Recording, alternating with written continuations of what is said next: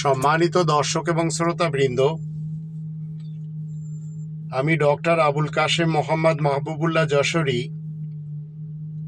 বাংলাদেশি সেবা পার্টির পক্ষ থেকে আপনাদের সকলকে জানাই আসসালামু আলাইকুম ওয়া রাহমাতুল্লাহ।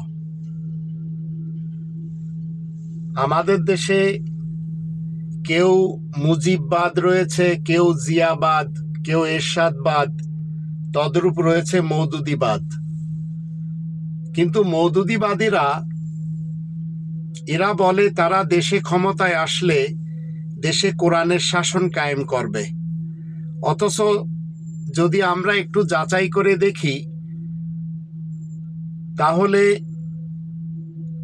দেখতে পাই তারা কোরআনের কোনো জ্ঞান রাখে না, আর যা রাখে সেটি ভুল রাখে। তবে তাদের কাছে মওদুদিবাদের জ্ঞান রয়েছে,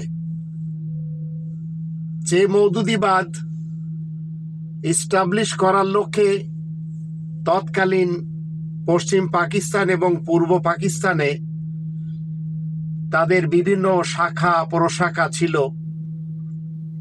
তো বাংলাদেশ জামাতে ইসলামের মুখোশ মূলত ইসলাম দিয়ে এরা ঢেকে রেখেছে।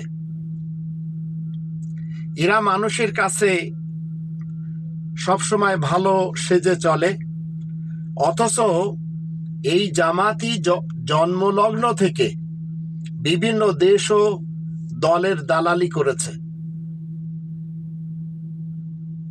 এই মুহূর্তে নতুন বাংলাদেশে এরা ক্ষমতা নেয়ার দ্বার প্রান্তে এসে দাঁড়িয়েছে।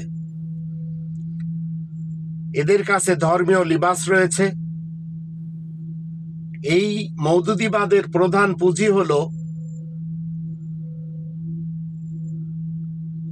এরা আপনাকে আমাকে বলবে যে আমরা হচ্ছি ইসলামের লোক।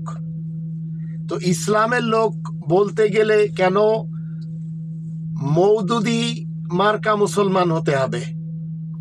আবার যারা হিজবুত তাওহীদের খুনি হুসাইন মোহাম্মদ সেলিমের পিছনে চলে বলছে আমরা এদেশে তাওহীদ প্রতিষ্ঠা করতে চাই, তো তাওহীদ প্রতিষ্ঠা করতে গেলে কেন হুসাইন মোহাম্মদ সেলিমের পিছনে যেতে হবে, যার কারণে তার দাস দাসীদের কেউ কেউ খুন হয়েছে?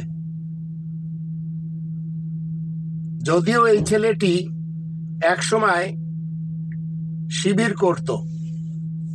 তো জামাত ইসলামের বিভিন্ন রূপে অনেককে আমরা দেখতে পাই, তার ভিতরে এবি পার্টি ব্যারিস্টার ফুয়াদকেও দেখতে পাই।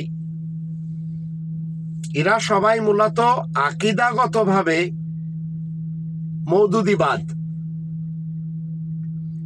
এরা কোরআন বিরোধী, কোরআন অপব্যাখ্যাকারী, অপব্যবহারকারী, অস্বীকারী, আয়াত গোপনকারীদের দল। আর এদেশে অনেক শিক্ষিত বেকুফ রয়েছে, নিজে কোরআন জানে না, বোঝে না, আর কোরআনের মাধ্যম দিয়ে এই মওদুদিবাদের জামাত শিবিরের কর্মকাণ্ড যাচাইও করতে পারে না। তাই কাল্পনিক মতবাদ নিয়ে তারা জামাতকে সমর্থন দিয়েই চলেছে। আর এই মওদুদিবাদ আমাদের দেশে এমন সুবিধাবাদী রাজনীতি এই মুহূর্তে করছে, এর আগেও করে আসছে। আমরা যদি 1947-এ দেখি, মওদুদিবাদের প্রধান সৈয়দ আবুল আলা মওদুদি ভারতের পক্ষে ছিল।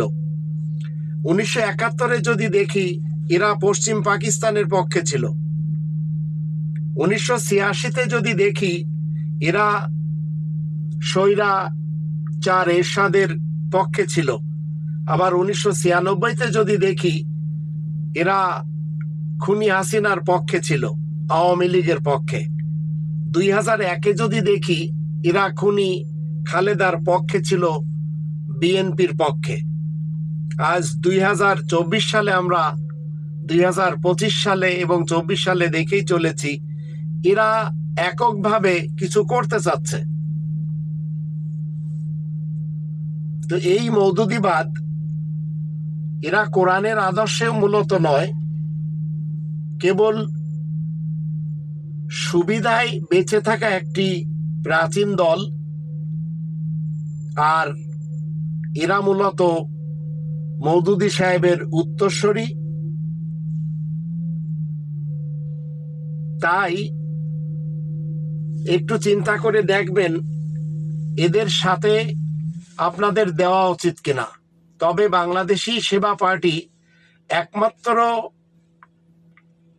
পার্টি যারা এদেশে কোরআনের শাসনকে প্রতিষ্ঠা করতে চায় এবং এদেশের 18 কোটি মানুষকে কোটিপতি বানাতে চায় খনিজ সম্পদের অর্থ দিয়ে, by the name of Allah.